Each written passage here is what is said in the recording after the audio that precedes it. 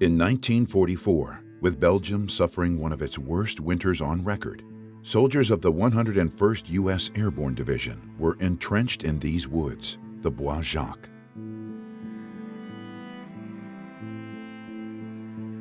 Just a few hundred meters away, German soldiers occupied the village of Foix. With soldiers from Easy Company of the 506th Parachute Infantry Regiment, the 101st Division had formed a defensive perimeter around the town of Bastogne, a key point for communications and road transport. The defenders were surrounded by 3 German divisions, and they were running low on rations and ammunition. You can't describe it. You can't describe it to live through it night after night, not knowing how long this is going to go on.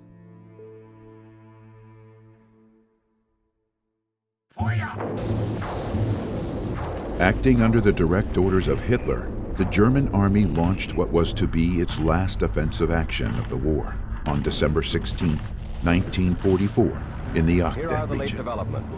Reports seeping through the news blackout on the Western Front indicate that furious fighting is in progress on the northern sector where the German counterattack. German tanks, some of them backed up by infantry, are striking deeper into Belgium today. But in some sectors, the Germans had punched out gains of 18 to 20 miles, had cut off several large American units, and had knifed into within 20 The Allied miles. forces found themselves retreating for the first time since D-Day.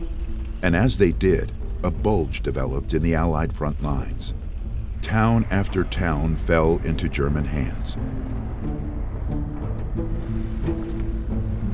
While the 47th Panzer Corps headed toward Bastogne, the Allied headquarters ordered their only reserves, the 82nd and the 101st US Airborne Divisions, to reinforce the Bastogne area.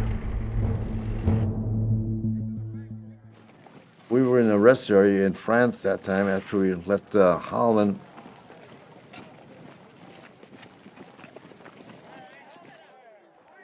We turned in all of our equipment and so forth, getting reimbursed and getting it updated. And some of the guys had gotten leave and going to Paris. When we got the word that the Germans broke through our lines and that, We were not ready for it. And mentally, equipment-wise, no plans whatsoever. With no time to lose, on the night of the 17th, trucks were rerouted all across France toward the 101st's rest area in Montmelon, near Reims. we didn't have the right equipment, not very good winter equipment, didn't have much ammunition, just a few rounds and a clips and that. Then we just grabbed what we could grab. Then we were ordered that we should get in trucks and we're going to go to Bastogne. I didn't know, I'd never heard of Bastogne before. The 101st received several replacements in Montmelon. One of them was Herb Seworth. I didn't think of it in terms of fear or that kind of thing. All the guys around me were very calm. They were worrying about their ammunition and their grenades and all these things. I wasn't brave or I wasn't anything else. I just said, well, these guys know where we're going and what we're doing. They were ready for it. It's just rubbed off on me. While the 101st headed for Bastogne, Colonel Roberts, commander of Combat Command B of the 10th Armored Division, arrived ahead of his men in Bastogne and had his first meeting with General Middleton, commander of 8th Corps. And got into Bastogne about 4 o'clock in the afternoon and found General Middleton. General Middleton asked me how my outfit fought and how many pieces my outfit would fight in. I told him 3. He said, all right, send 1 to Noville, which is 6 or 7 kilometers north, 1 east to Longville, and 1 southeast to Bras. 2 of the Combat Command B teams arrived in Bastogne and moved to Longville in the east and Bras in the southeast. Team Desaubray arrived after dark and headed north to Noville. Their orders were to hold the locations at all costs. That night, all the teams had contact with the enemy. Elements of the 47th Panzer Corps even came within 3 kilometers of Bastogne itself.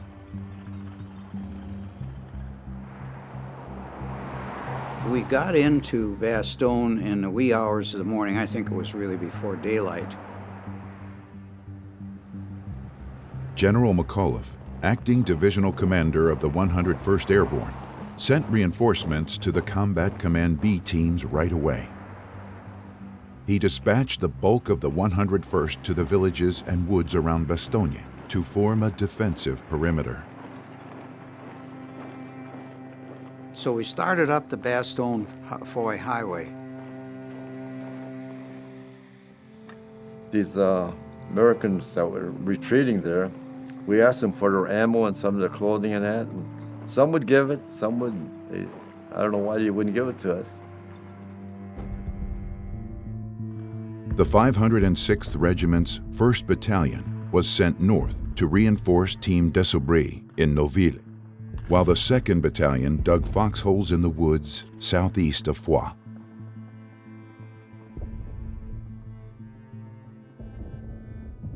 The massive firefight was taking place by in the 1st Battalion of the 506, and we were digging our holes on the edge of the Foy of the Beaujolais woods, and all the spent ammunition, rifle fire and machine gun fire was coming over our head, and we had to keep digging the holes. It took a little getting used to hear these going all day long. But Malaki and I dug a beautiful hole, and then we covered it over with branches so that the shrapnel would stop in the wood itself and maybe save us. We were fortunate enough, both of us, to have an overcoat. Both of us had an overcoat. A lot of the guys didn't have anything like that. You could get 3 of us into a foxhole, and that's how we kept warm. The foxhole was cold, not as deep as I would have liked to have it been, but I guess nobody's was, no matter how deep it was. When the shells started coming in, you wanted to get further down. In Noville, Team Desaubray and the 1st Battalion of the 506th took heavy damage, but they and their other teams bought the 101st 48 hours to set up defenses around Bastogne.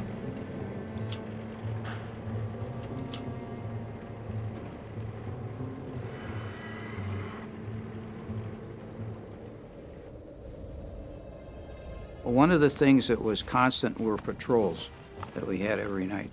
And because I was evidently, I was obviously new and somewhat green, I never got sent out on any of those patrols. As an NCO, when you were forming a patrol, you wanted to pick the right fellows for it so they'd all come back.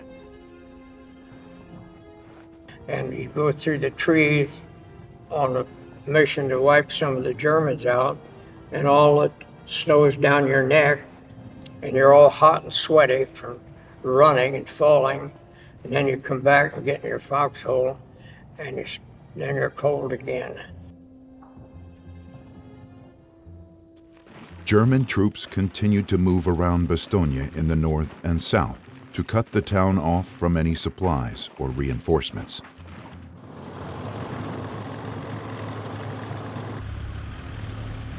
After 3 days, we were completely surrounded.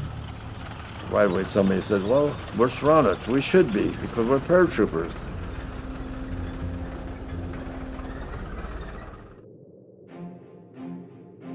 On the 22nd of December, General von Lüttwitz, commander of the 47th Panzer Corps, sent a note to General McAuliffe demanding unconditional surrender of Bastogne. Surrender or be annihilated. And our commander answered him back, nuts. For I knew that one word best express the feelings of the division. And the German turned to his interpreter. He said, "What does nuts mean?" He said, "That means like go to hell." So General McAuliffe sent a message out to all of us, and we all cheered about that.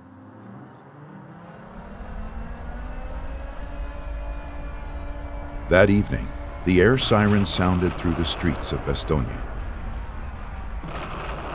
The Luftwaffe was bombing the town.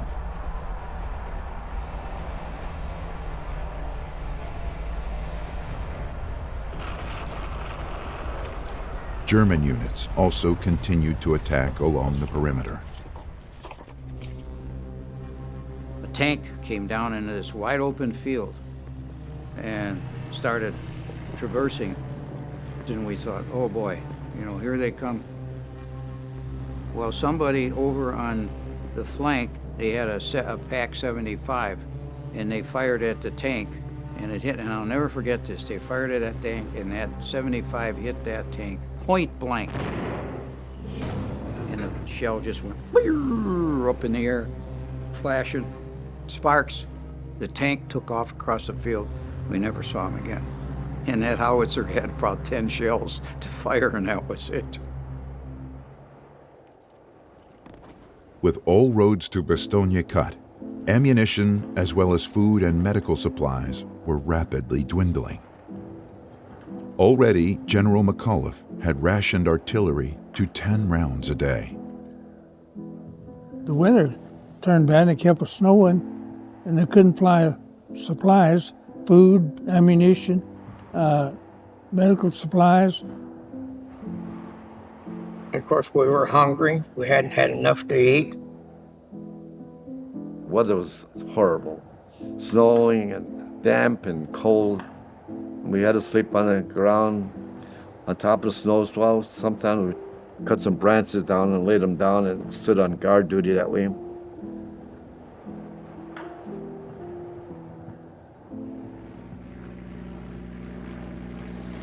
At last, the morning of the 23rd brought clear skies. By midday, C-47 planes were over Bastogne and started dropping their coveted supplies.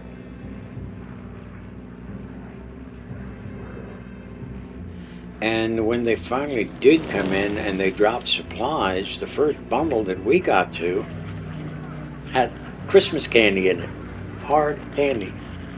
What we wanted most of all, of course, was ammunition. Of course, they dropped that too, but it just happened the first bundle that we opened up had hard candy in it. In addition to supply planes, P-47 fighter planes were reaching the area. All day long, they were strafing German artillery and armor, easily spotted against the snowy white background.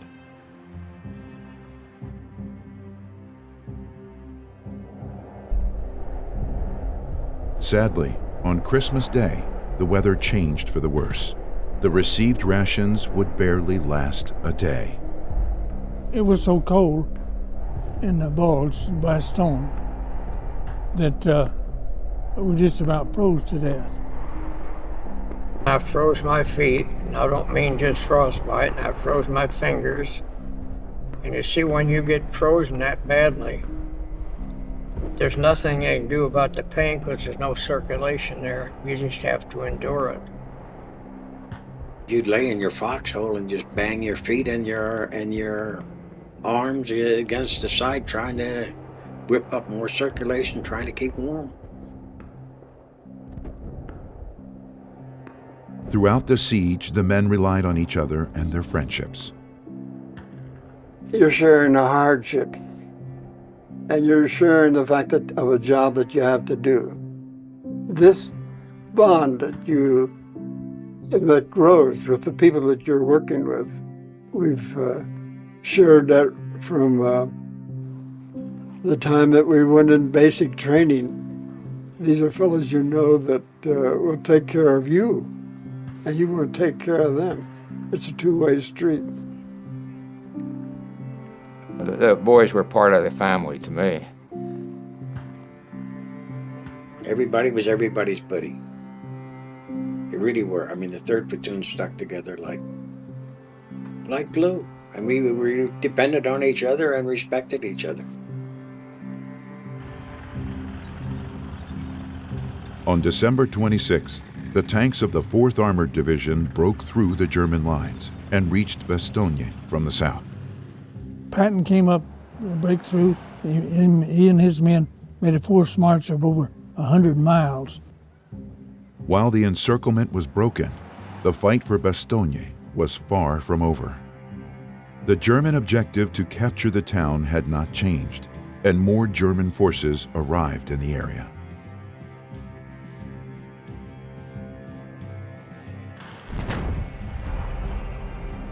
I happened to be standing in back at the time. I wasn't up on the line.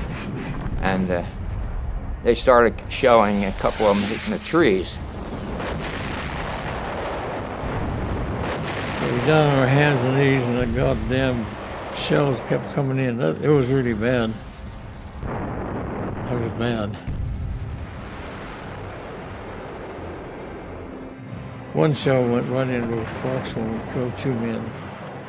And another shell, Toy and Garnier both lost a leg. These damn shells were real close. I must have been 20 feet from Toy. Garnier was only 30 feet away from him, and he went down. So I ran over to him, and I could see he was in bad shape.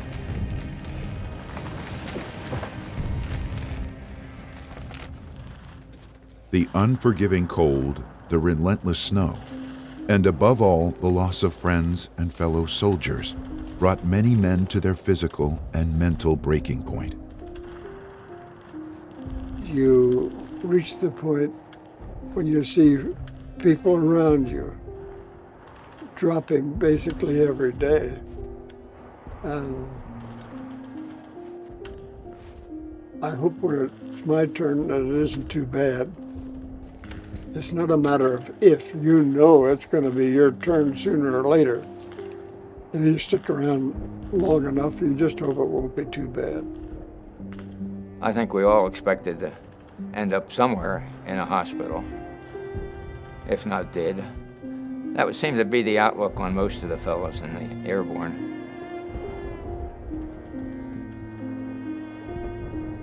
In the middle of January, the 101st went on the offensive and recaptured the villages around Bastogne, such as Recount, Foix, Bourcy, Rachon, Noville, and more. After a month of living in foxholes during one of the worst Belgian winters on record, the battered bastards of the Bastion of Bastogne were finally relieved. But I'll tell you, it was the most miserable time of my life.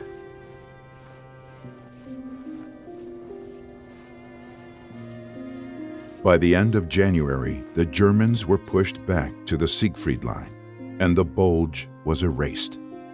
But it came at a very high cost. American forces suffered 89,500 casualties in the Battle of the Bulge as a whole, and the 101st Airborne Division alone had 2,000 casualties in Bastogne.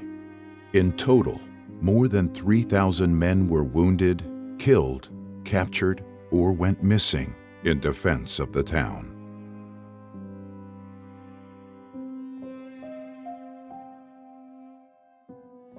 You could see this change take place, and you could feel it. You could feel the intensity of it was easing off right after Bastogne.